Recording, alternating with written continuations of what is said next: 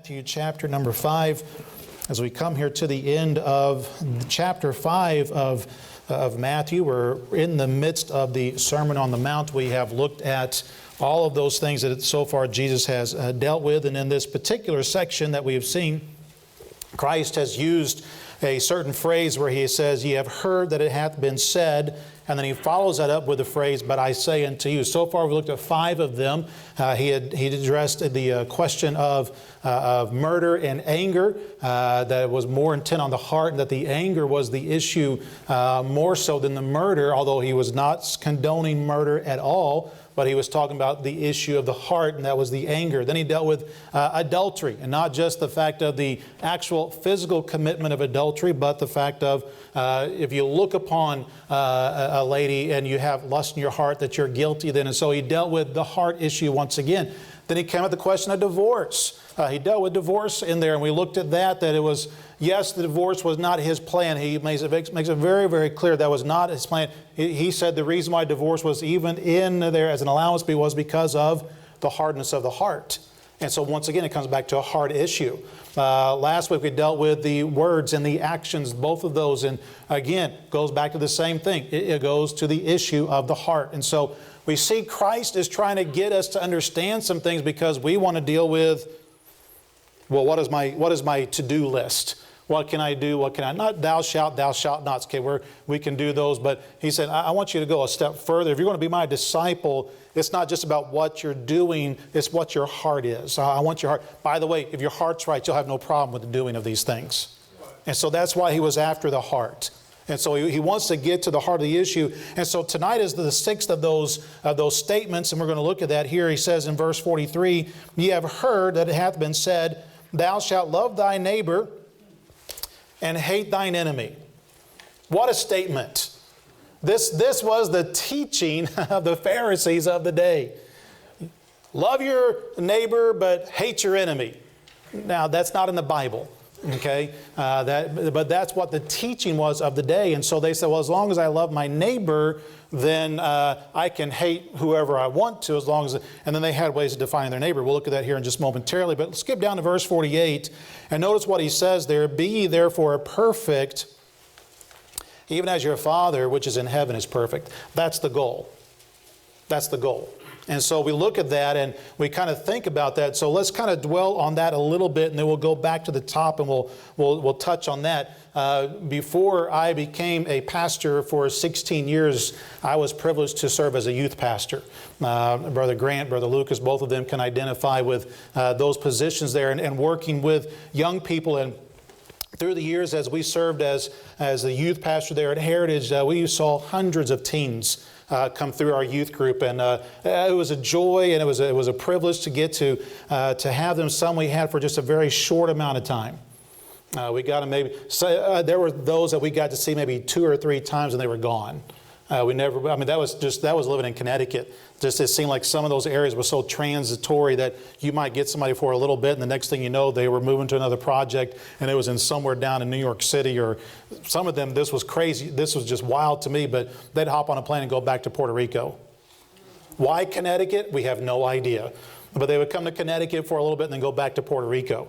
And so we would get to reach those folks there. And so sometimes it was just a few times we get them, or others we got to watch them from the time they were itty bitty until they grew up and they were through our youth group and everything. And so it was wonderful to get to see that and watch that. That's one of the benefits of getting to stay somewhere for a while. You get to see those things happen, and we got all those wonderful memories. But along with the great memories, there were also some headaches. I know you'd be surprised by that, but there were some times where it felt like we were knocking our head against the wall, and there were difficulties along the way. And as you worked with them, and especially those parents as you're working with them, they would grow frustrated by the lack of maturity. One of the things that was difficult for us to be reminded of is that you would see these kids in adult-sized bodies. Okay, one just walked in the door here, all right? Travis in the back here. Travis, you look at him and you watch him come walking along and you think, oh, there's a man.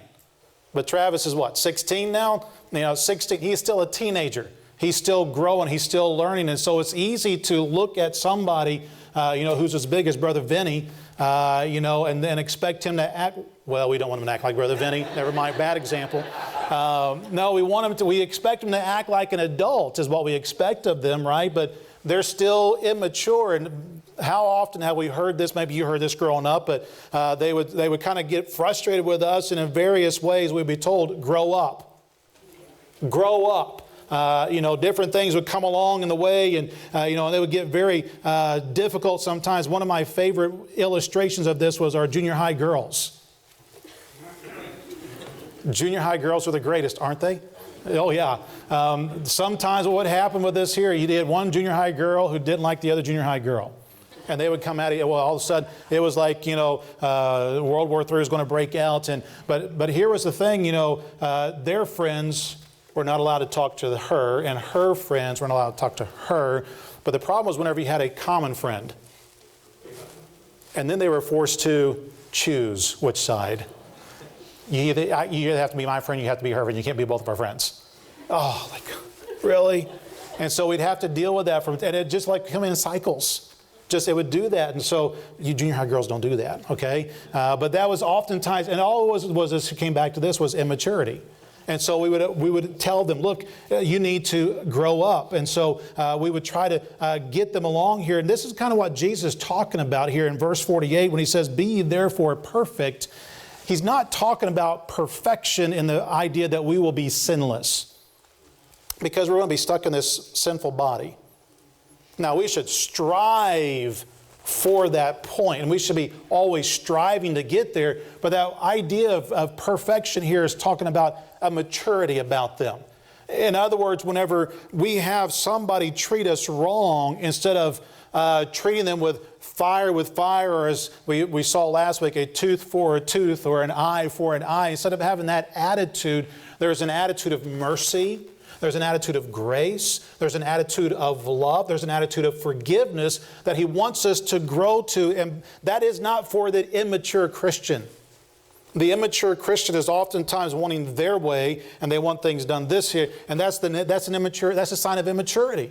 A sign of maturity is this here, is what Christ is trying to drive for them here. And so what God's desire is for each of us is to act like grown-up Christians instead of toddler Christians.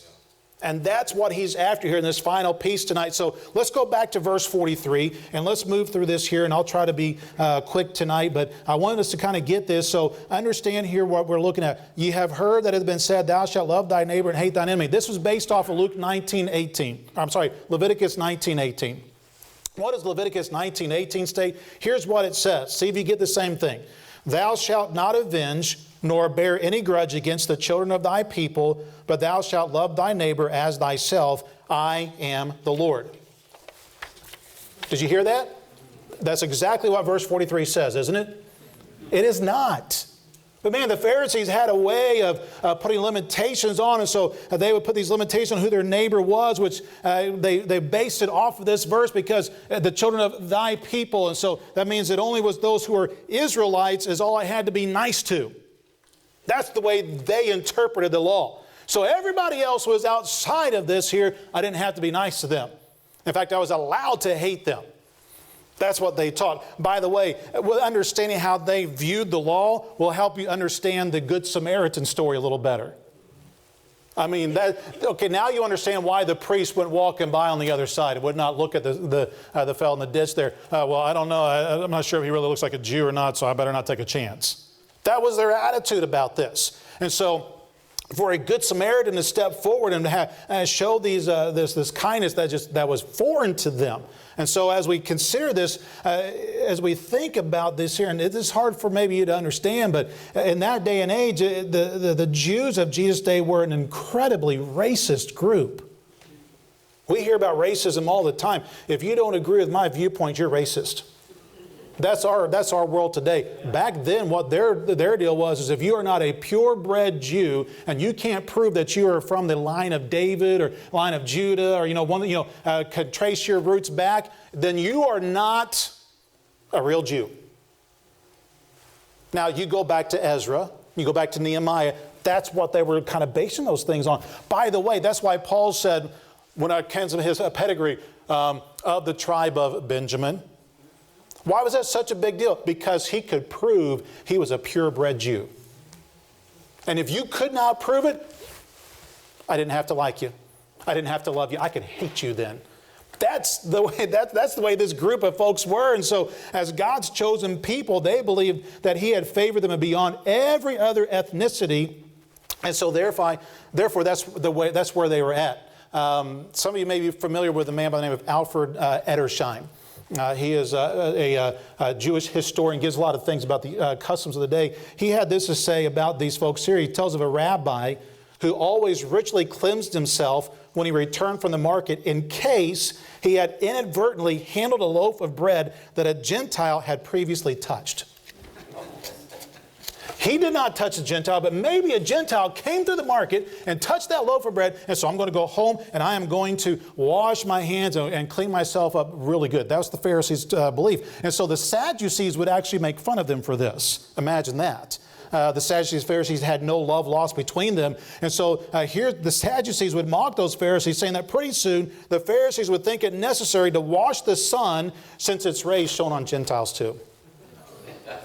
That's the extreme racism we're dealing with in that day. So when Jesus begins to deal with this here, ye have heard that it hath been said, thou shalt love thy neighbor and hate thine enemy. This is how they got it. They got hate thine enemy from love thy neighbor.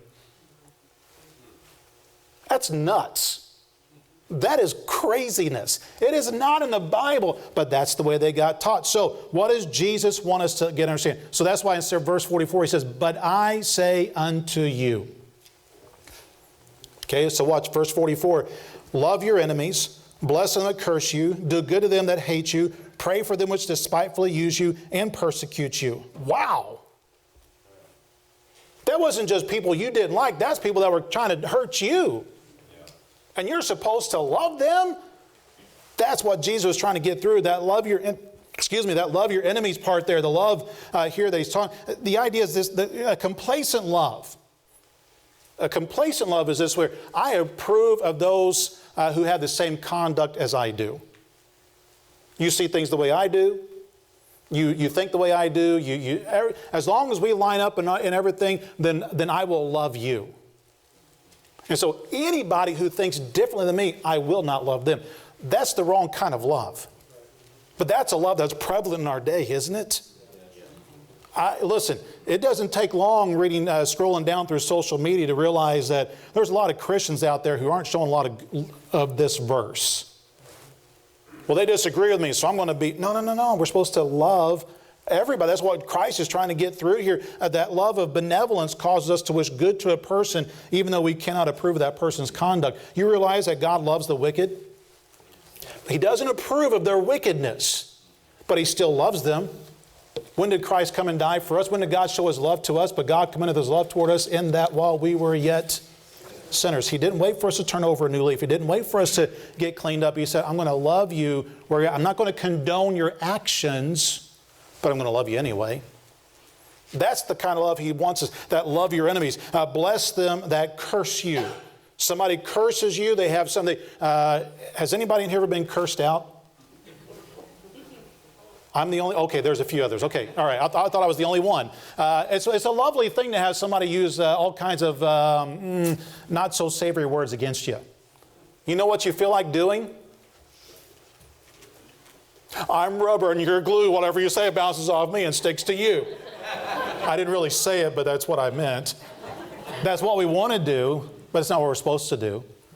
He says, actually, we're supposed to bless them. Well, I'm sorry you feel that way, but, I hope I can make it right.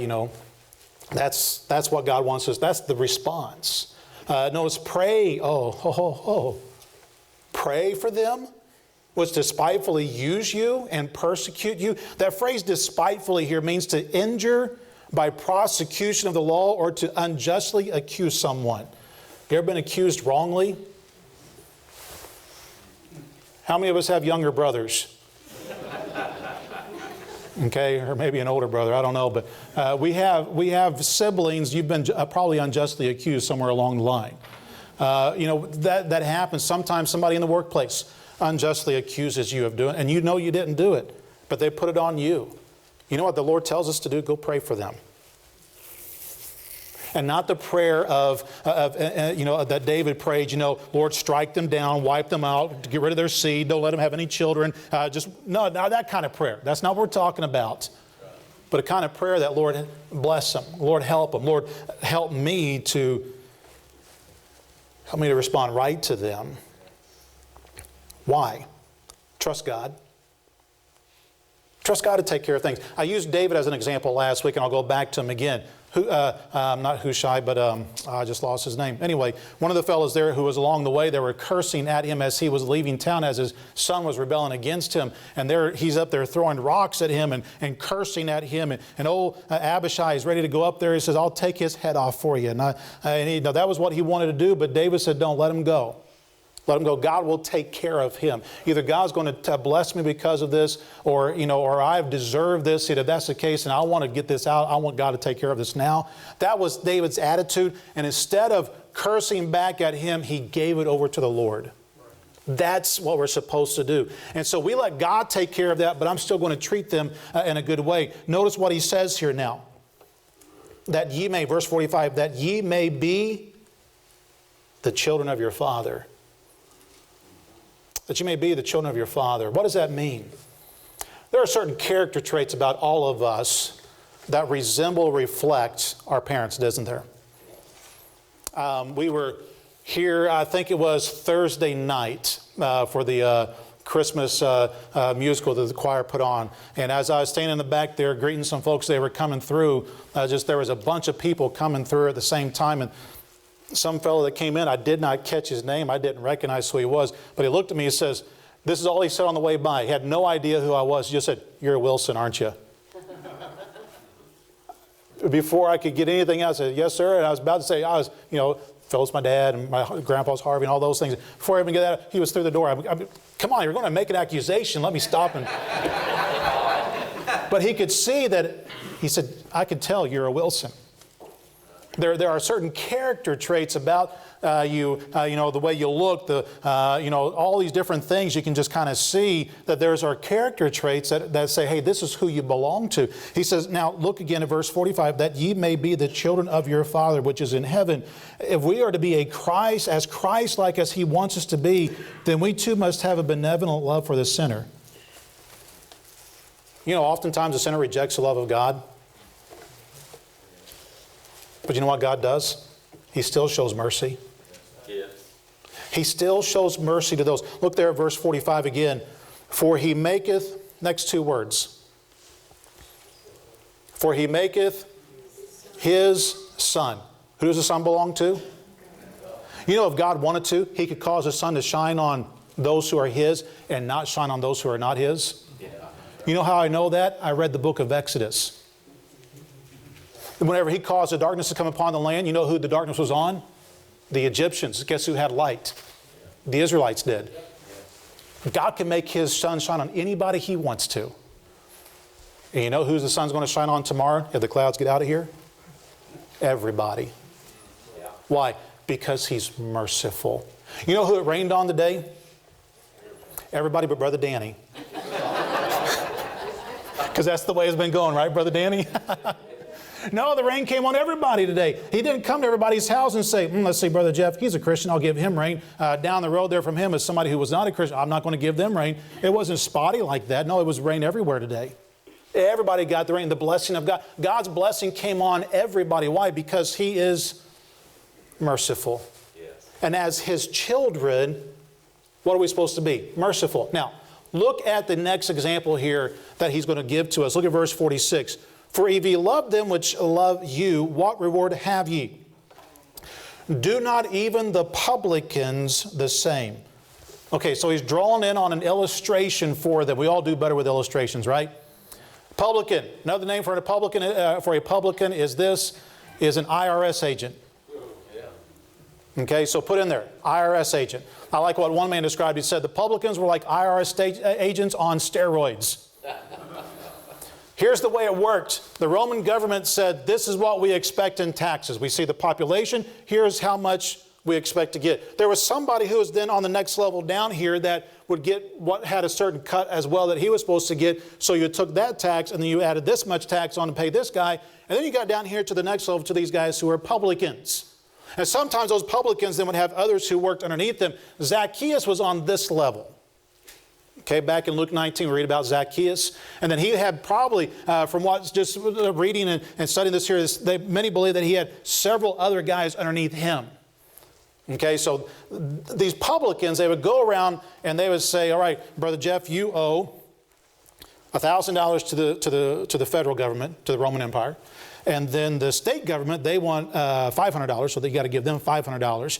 And then the local guy here in town, he's expecting, $250, $300, and so that's his. And then down here for me, for all of my aggravation having to deal with you, how much headache are you to me? And they would start to size you up. And they would say, I don't like the way you look. $500 for me. What? That's not right. That's the law, sorry. And you had to pay it. Now maybe they came down to somebody else and they said, well, here's a pretty lady. The ones who get away with speeding tickets. And here he looks at her and he goes, well, hey ma'am, I'll give you a deal. You only have to pay $100. And he's, Brother Jeff, wait, what do you mean? You charge me you've only charged her $100. Then the rules. Why? Because he could make up whatever he wanted to. Now, you understand why they're so hated. If they liked you, down. If they did not like you, your taxes would be triple what they were the previous year, possibly. And you could do nothing about it. Talk about a corrupt system. So whenever he says this here, them which love you, what reward have you? Do not even the publicans the same. So here's the way it would go. Publicans would be nice to publicans. Brother David, he's a publican too. Brother David, I like you, man, you do a good job. I'm going to charge you $10. That's all I'm going to charge you, man. I'm going to take, and he's like, you're a good man. I'm going to charge you $10. We'll call it even. Sounds good. All right, And so we were good with each other because we were both publicans. And so you scratch my back, I scratch your back. That's the way it was going. So he says, if you show love to those who love you, are you any better than a publican? No, you're acting like, nobody had any question on this, you are acting just like a sinner. Isn't it interesting whenever the Bible talks about sinners, they always separate the publicans from them? He eateth with publicans and sinners. Does that not give you an indication of how much publicans were detested? And now here's what he's saying. If you do things that way, you just love those who love you, you're no better than a publican. You could not put somebody down worse than calling them a publican in that day. And Jesus has just said, if the only people you treat nice are the people who treat you nice, you are no better than a publican. So he's really hitting it low here with them. And boy, he's just striking it hard against them. And so he says, if you love them that love you, so what? Jesus wasn't impressed. Notice the next verse there. He says this here. He says, and if you salute your brethren only, what do you more than others? Do not even the publicans so. We think of this, the idea of saluting here. We come up, we shake hands. I shook hands with Brother Lucas beforehand. That's not what he's talking about. To salute somebody was to actually come up. Now, we'll do this to nobody in here. But they would come up and they would hug each other and then they'd kiss each other on each side of the cheek. You better like somebody if you're doing that. That was the custom of the day. That's what they did. The Middle East, the Orient, they were very much involved in this elaborate meeting, and they would do this. By the way, that's the basis that Paul had for to greet the brethren with a holy kiss. That's our teenager's favorite verse in the world. That is not what he's talking about. What he was talking about was this idea, this embrace, this greeting, because they were close friends. And he said, if that's the only ones you're showing that kind of thing to, he said, not impressed. Not impressed at all. He said, this is the same thing as the publicans. Now go down here to verse 48. Go back to this one more time tonight. Be ye therefore perfect, even as your Father, which is in heaven, is perfect. The idea here is that we should be moving on towards perfection. Hebrews chapter 6, verse 1. Turn over there with me real quick. Keep your finger. We'll come back to Matthew 5 to wrap up here momentarily. But look at Hebrews chapter 6 and verse 1. Hebrews chapter 6, verse 1. Therefore, leaving the principles of the doctrine of Christ. That word principles means foundational things. Okay, so we're talking about the foundational. There are some foundational things. The discipleship class we're going to start here a week from Sunday night, those are going to be foundational things we're going to deal with. We're going to go through and see what the Bible has to say about foundational things for us to help us make sure our foundation is right. It says, now there should come a time where we can move from those principles. Not that we leave them behind, we forget them, but we should be able to move on from that. Okay? Like every one of us in here, we should move on from baby food, right? We don't want to stay at baby food. I went over to Hercules tonight and got a ribeye sandwich that was much better than any baby food you could find. I don't care if it is turkey dinner in a jar. It does not match up. Okay? But when I was 6 months old, I could not handle a ribeye steak. What I could handle was turkey dinner in a jar. And so that's what I got. But now that I've moved on, I've grown up, I can now eat more substantive things. So that's so we're leaving the principles of the doctrine of Christ. Let us go on unto perfection, not laying again the foundation of repentance from dead works and of faith toward God. And he goes on through and dealing with some of those foundational things. But we should move on, go on unto perfection. We want you to grow up. How sad is it when we see somebody who does not mature, does not go on and become a self-sustaining, if you will, adult, but somebody who needs mom and dad to take care of them for their entire life because their maturity level never gets past maybe 5 or 6 years old. You know, we often hear people say, "Oh, it's so sad." That's so sad, and it is. It's sad. We see people that are like that, and I love them to death. But boy, we feel for them too, because man, we wish you could know, to be at full capacity. But the problem is many times as Christians, we have a bunch of dysfunctional Christians, and they're still over here at these foundational things, and we're still having to change your diaper, and we're still having to give you bottles, when we should be moving on to other things. We've got the basics down. We know that not everybody's going to treat us right, so we're going to treat everybody right because God expects us to. Not because we were treated right, but because God expects me to. I'm going to pray for those who despitefully use me, not because I want to, not because it's, I'm some super Christian. No, but I do it because God expects me to grow to that point. And so I mature. Yeah, those hateful things said to me hurt. God never said that you're going to become immune to that. No. You get cussed out tomorrow for being a Christian, you're not going to go home and say, I feel great. No, you're going to be, that hurts. That just hurts. Nobody goes knocking on the door hoping, I hope they slam the door in my face here. Nobody has that in their mind. They're hoping they're going to find a receptive person. They're going to hope they find somebody who's wanting to hear the gospel. That's what the hope is. But if somebody says, get your trash out of here, and slams the door in your face, are you going to curse them and may God bring cursings on this place, or are you going to pray for them? The more we become like Christ, we're more inclined to pray for them. He says, I want you to grow to that point. I want you to mature in your faith. We don't see our salvation as a license to sin. Romans 6 chapter 1, shall we continue in sin that grace may abound? God forbid. No, we don't look at it that way. Instead, we grow each and every day. Romans chapter 12, verses 1 and 2 talks about that transforming of our minds so that we can have the right kind of things, so we think like Christ would think. Great example of this. The woman who was taken in adultery in John chapter 8, was she guilty? 100%. Did she deserve to be stoned? 100% she did. But what did Christ do?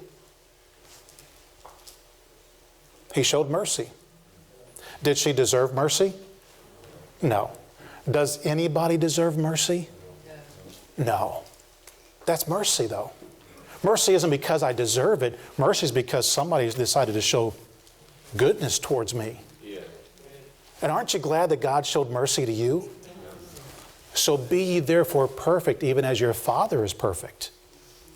Just as your Father showed you mercy, we should be a conduit for mercy for others. Ephesians 4:32, be kind, tenderhearted, forgiving one another, even as God for Christ's sake hath forgiven you. Yeah. Just as He has forgiven you, that should flow through us. And we should, I believe that's, Paul talks about stopping up our bowels of mercy. Don't be like that. Don't be the Dead Sea. The Dead Sea is always taken in, but never given out. And therefore what happens? Everything dies. If all we're ever doing is taking in and never giving out, we become dead. We're not what we're supposed to be. And so we want to be vibrant, we want to have life. We want to be like our Father, then be like Him. Extend mercy to everybody. Well, they don't. You're right, they don't deserve it, but you you didn't deserve it either.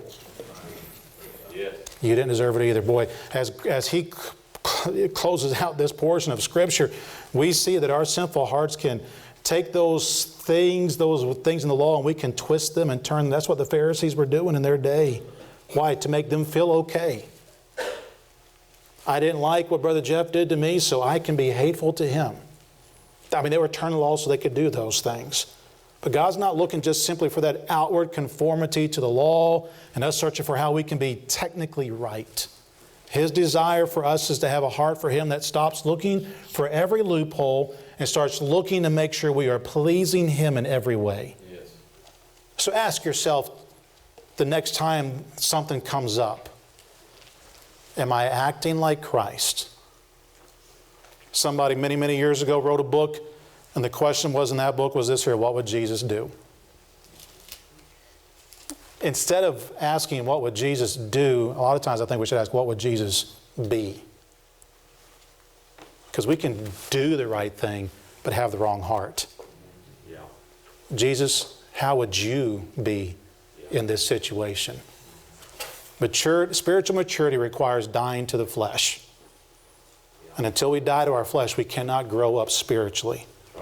And so it takes work. It takes work. Mortify. Colossians says, mortify the members of your flesh. We got to put it in its right place.